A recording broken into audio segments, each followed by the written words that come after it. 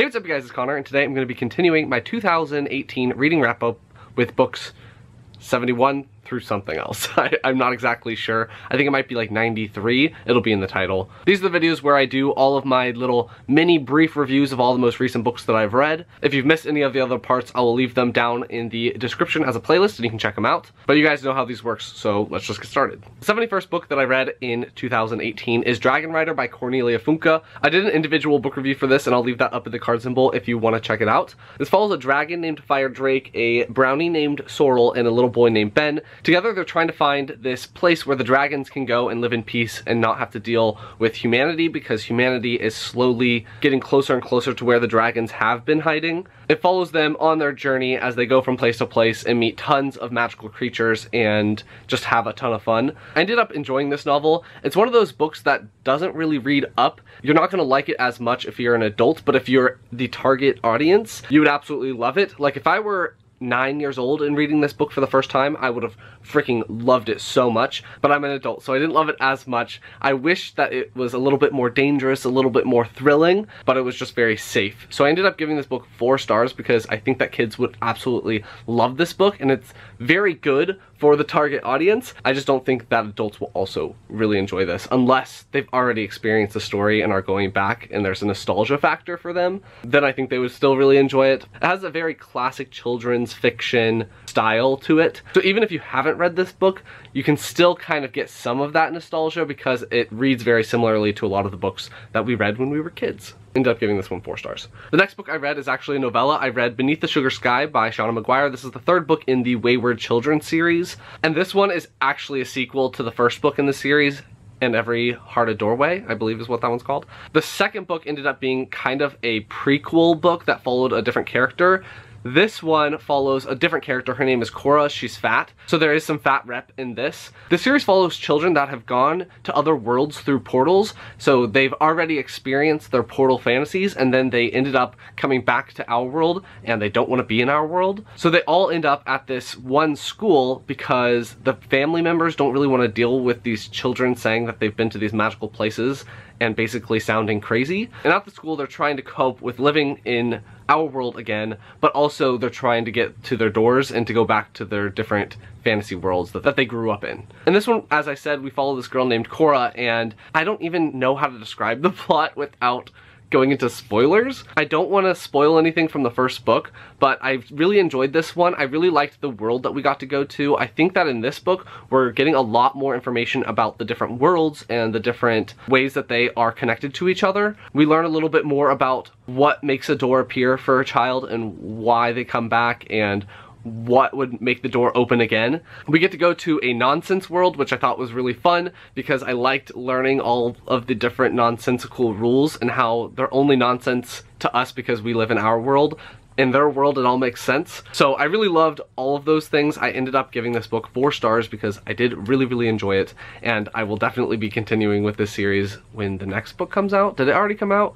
I'm not sure. I also just liked catching up with all of the other characters that were in the first book that we didn't get to see in the second book because the second book only follows 2 of the characters. So yeah, it was a really fun time. 4 stars. I plan to film a more in-depth, non-spoiler book review for that one, but I haven't done it yet. Next up, it was the Get Graphic readathon that was hosted by Kayla from Bookadoodles, Kristen from What's Cappenin', Sylvia from Wish Fulfillment, and Adriana from Perpetual Pages. So I got on a very long graphic novel binge. I ended up just reading a lot of graphic novels. This wrap-up has a lot of manga in it. There are a couple of novels sprinkled throughout, but there's a lot of comic books and manga in this wrap-up. First up for that readathon, I read A Silent Voice, all 7 volumes. I read them in one afternoon because I was so hooked on it. My white balance is funky. This one follows 2 different characters, Shoya and Shoko. When they were kids, this guy really bullied this girl a lot, like treated her terribly,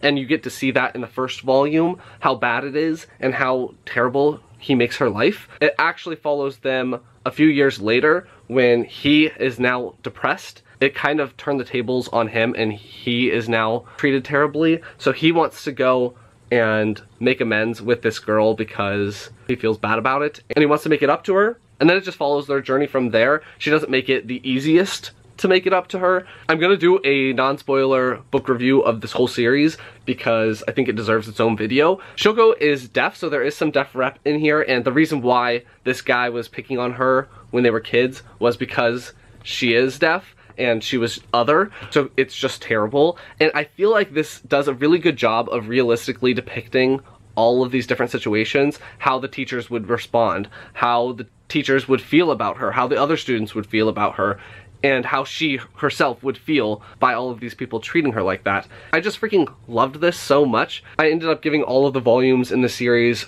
either 4 or 5 stars, in that range. This is the first volume. If you're curious what some of the artwork looks like, some of the artwork looks like this. So, I mean, he's just treating her really terribly in this part. There's some more. So yeah, A Silent Voice is just so freaking good. And I also read this for my N.E.W.T.s because I was doing N.E.W.T.s at the same time as all of this was going on. I did them early, and this counted as my book that I think would leave a mark. Or I guess the series that would leave a mark. So this was in that Charms track. I just don't know where on that track it was. But yeah, read this for 2 different readathons. After that, I picked up Avatar: The Last Airbender, The Search. I actually did a non-spoiler book review for this book as well, and I'll leave that up in the card symbol if you want to check it out. This one follows the characters of Avatar: The Last Airbender after the events of the show happen. So all of these take place after the show. In this one, we learn a lot more about Zuko's mom and what was going on with her during the whole time. So I was really, really loving getting that backstory as well. I think that these library editions are the editions to get because on the sides of them, they have notes, if you can see that right there. So I just really loved seeing the author's opinions on what was going on. And the authors also tell you where they pulled different things from. So they'll tell you like what these symbols mean in the background or what these letters mean. And they also talk about how they came up with these different spirits and everything like that. So yeah, really, really love these. And I've gotten a question about if the original artwork, the original covers are in the book, and they are. This is one of the covers for this set, The Search. I ended up giving this 5 stars because I loved it that much. If you want to know more specific thoughts, check out that review. The 81st through 83rd things that I've read in 2018 is the next volumes in Hunter x Hunter that I had to read. I read volumes 2, 3, and 4. If you guys don't know, Hunter x Hunter follows a little boy named Gon. He is right there. At the beginning of the series, he decides that he wants to track down his dad, who is a hunter. That's why it's called Hunter x Hunter. To do that, he needs to get his hunter license, and the first 4 volumes follow Gon, which is the name of the main character, trying to get his license. I really love Hunter x Hunter. The artwork isn't the most like crazy amazing or anything like that. So there's some of the artwork. It came out in the 90s, I believe, so it does have a little bit more of a simple style, but I do really enjoy them. I'm really enjoying the story. I really like how violent it gets. It like really goes there. At one point, someone snatches someone's heart out of their body and kills them. So it can be a little bit more intense, which I really love. And I'm gonna just be slowly continuing to go through these volumes. I think I gave them all 4 stars, and I'm curious to see where Gon's journey will take him next. I started watching the anime a little while ago, but I never continued on with it because I wanted to actually read the manga first. And I know that this manga series goes on hiatus a lot because the author is sick a lot. I think he gets sick a lot and he has to take breaks. So I'm not gonna speed through these,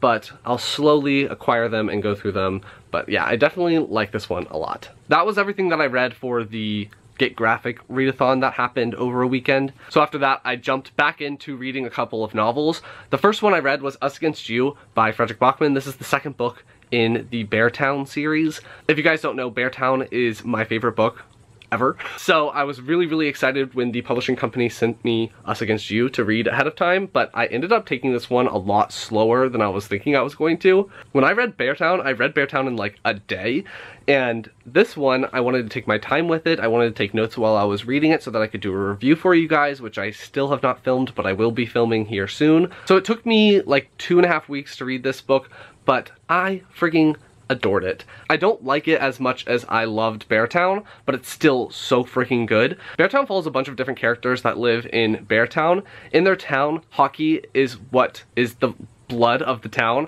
All the people that matter really love hockey a lot, and hockey is their everything. One of the characters you follow is the general manager of the hockey team, so everything is focused around this one hockey club. The town has been slowly dying, and they think that if their junior ice hockey team does really well, people will start investing in the town again, and they can bring more money, more jobs, everything like that back to the town and help Beartown to get better and to start growing again. Then something off the ice changes the town forever. It's just terrible and awful, but it's such a good book.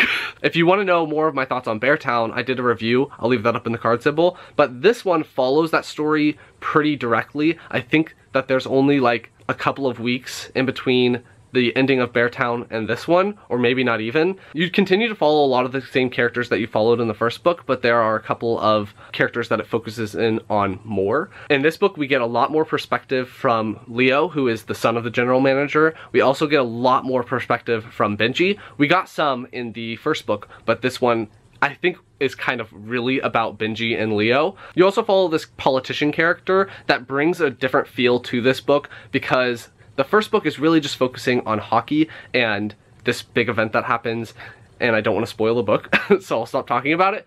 But this one is a lot more political, which makes sense with how everything happens in the first book and what's going on. I didn't really like following that character as much, and I think that that's why I don't love this book as much. In Beartown, he also uses a lot of repetition, which really makes the novel for me. I really loved all that repetition and how it slightly changes depending on what's happening, what the repetition is, and who the repetition is with, like which character it pops alongside.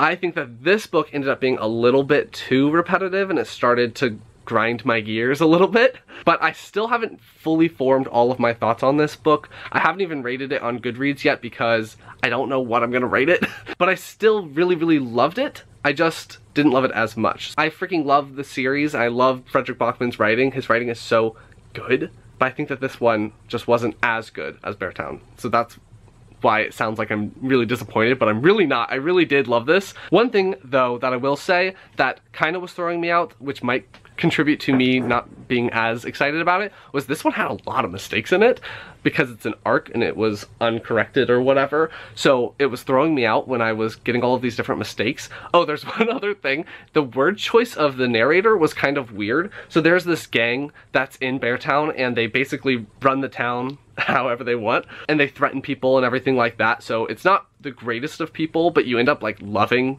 this gang anyway. The translation choice for whatever the word in Sweden means gang gets translated as hooligans, and I don't think anyone uses that word anymore. Like, I've never actually heard anyone describe someone in person as a hooligan. And there was also one other line that, like, it was dialogue, so the characters were saying this, and I've never heard someone say daren't in my life. But the guy who translated this also translated Beartown, so I don't know what that's about. And one other thing that I didn't notice until Atria Books kindly sent me a finished copy of the book, which I should have just read out of this one so that all the mistakes were gone, but the books aren't the same size, which annoys me. I don't know why they're different sizes. I think I'm gonna end up giving this like 4.5 stars. I don't know why that sounded so negative, but I really did like this. I really do recommend the series. I'll just have to formulate my thoughts a little bit better, and when I filmed that review, I'll leave it down in the description, so that should be coming up soon. Like, these are my notes on Us Against You. So I have a lot to say, and I'm gonna do a spoiler video. I don't think I'm gonna do non-spoiler for that one, but yeah, I have a lot to say. I don't want it to seem like I didn't like it. This video is all over the place. I apologize. Next up, the 85th thing that I read in 2018 is Time Weavers by Brandon Mull. This is the 5th book in the Five Kingdoms series, which finished up this series. It's the last book. This series follows a boy named Cole, and at the beginning of the first book, his friends are kidnapped and taken through a portal. To rescue his friends, he follows the kidnappers through the portal and is trying to find his friends and bring them back home. Once he goes through this portal, however, he can't come back. So then he's stuck in the Five Kingdoms, which is this in-between world, in between wakefulness and sleeping, in between dreams and reality. So it's a kind of catch-all for people that go through portals and stuff. There are 5 different kingdoms in the Five Kingdoms. They're all ruled by one guy who's evil. Each kingdom has a different magic system, which was really awesome. So we got to experience all the different types of magic in this world. On top of rescuing all his friends and bringing them back home, he gains another quest, and he's gonna help these princesses who have had their magic stolen by their father get their magic back, and he's trying to save the 5 kingdoms as well as save himself and his friends. I really enjoyed this novel. The 4th book is still my favorite. It's got a lot of fun magic. I really like the characters. There is some overlap between the Beyonders trilogy and this series, so I don't think that you should read the 4th book until you've read at least the 1st book in the Beyonders trilogy, because there are some overlapping characters. But in this book specifically, I really liked how everything gets wrapped up, and it actually had like a bittersweet ending to it, which I really enjoyed. I thought that it was fitting for the story. Brandon Mull is just one of my favorite middle grade writers, so I just have really enjoyed reading all of his books. I think there's one novel by him that I own that I haven't read yet, so I definitely recommend all of Brandon Mull's stuff. I ended up giving this book 4 stars. Next, I read The Schwa Was Here by Neil Shusterman. This is the first book in the N.E.W.T.s trilogy, I think is what it's called. It follows a boy named Anthony, but everyone calls him Antsy. He notices that there is this boy in his class named Calvin Schwa, and everyone just forgets that he exists. 4 out of 5 people won't notice that he's in a room or can't remember him if he says something to them, which is a very weird like superpower almost. So basically Antsy is now doing all these different tests trying to figure out why Calvin the Schwa is invisible-ish. I did an individual book review for this as well, so I'll leave that up in the card symbol if you want to check it out and know more of my thoughts. I did really enjoy this. I really liked all of the messages that were packed into this novel. There's a blind character, so there is some blind rep in here as well. One thing with Neil Shusterman's writing is that his older books all are very direct with their messages. They're pretty short, and that's why they're very to the point, but I tend to like his later stuff a little bit better because there's more meat to the story. But besides that, I really enjoyed this novel. I really liked Antsy as a main character. I really liked learning about the Schwa and seeing how he feels about his invisibleness. If you want to know more of my specific thoughts, check out that review because I go into more detail about the characters and the plot and everything like that. Neil Shusterman just has a very accessible writing style that's very easy to get into, and I really liked the characters and I liked the plot, so all around, really good. I also like that there's a lot of dog walking in here, which was fun. I just realized that the last 3 books were all books by some of my favorite authors. So it was a very positive reading month for me. I ended up giving this one 4 stars as well, I believe. If you hate manga, bye. Next up, I read the next 3 volumes that I needed to read in One Punch Man, which were volumes 3, 4, and 5. I know that there are like 18 or something out now, but I'm behind. This one follows this guy who decided to become a hero for fun. At the beginning of the first volume, you find out that he ran a 10K, did 100 push-ups, 100 squats, and maybe something else every day, and now he's super strong. It doesn't really make all that much sense because that's really not that much. I mean, a 10K every day is a lot, but not enough to make you a superhero. But this series is all about making fun of superhero comics and stuff like that while still being a superhero comic, which it's one of my favorite things when books do that. So I was really enjoying this and laughing when a character will have a superpower move that's him jumping backwards and kicking, and it's called jumping backwards and kicking, but in other comic books and stuff like that, that would actually be a move that would be drawn on the page, and it would be like, oh, that's so cool. This makes fun of it in a nice way. I don't think it's being malicious, which is why I find it so funny and fun. If you want to know what some of the artwork looks like, one thing is that the main character is drawn 2 different ways. So if he's goofing off, he's drawn like this, that's the main character. And then when he gets really serious, he's drawn like that. So I really like the play with the artwork in this, and it's just a really solid series. I really enjoyed this. I am really enjoying this series a lot. I haven't watched the anime yet, but I'm just going to continue reading the manga and then eventually I'll watch the anime. I'm really liking that the main character is definitely way overpowered. The reason why he's called One Punch Man is that he kills or defeats any hero with one punch. So I think that this manga has done a very good job of staying entertaining and staying really fun when all the main character has to do is punch his opponent and he wins every single time. I like that the main character is not the smartest. He's not the best hero. I like that they're playing with that a little bit, and he's still growing even though he's already the most powerful person on the planet, basically. Definitely will continue with this one. I gave all of those 4 stars, I believe. And the last thing that I'm going to be talking about in this video, because it's already too long and rambly and all over the place, is I read the next 5 volumes in Fairy Tail, volumes 26 through 30. This one finishes up the arc that I had started reading in the last wrap-up, where the different wizards are competing to be S-class wizards. If you guys don't know, Fairy Tail follows a bunch of different characters in this guild called Fairy Tail, and the guild is a magical guild. Every single person in the guild has different types of magic, and it really follows kind of two main characters. N.E.W.T.s, who is a fire wizard, basically. He's a dragon slayer, and he was raised by a dragon, but that's getting too into the details. And it also follows this girl named Lucy Heartfilia. She has magical keys that summon different beings from a different world, the celestial spirits. Anyway, in this arc, they started competing to try to be an S-class wizard so that they can get better jobs that pay more money and go on harder missions, stuff like that. And volume 30 is the last volume in that whole arc, and it really shakes things up in the series. If you want to know what some of the artwork looks like, it looks like this.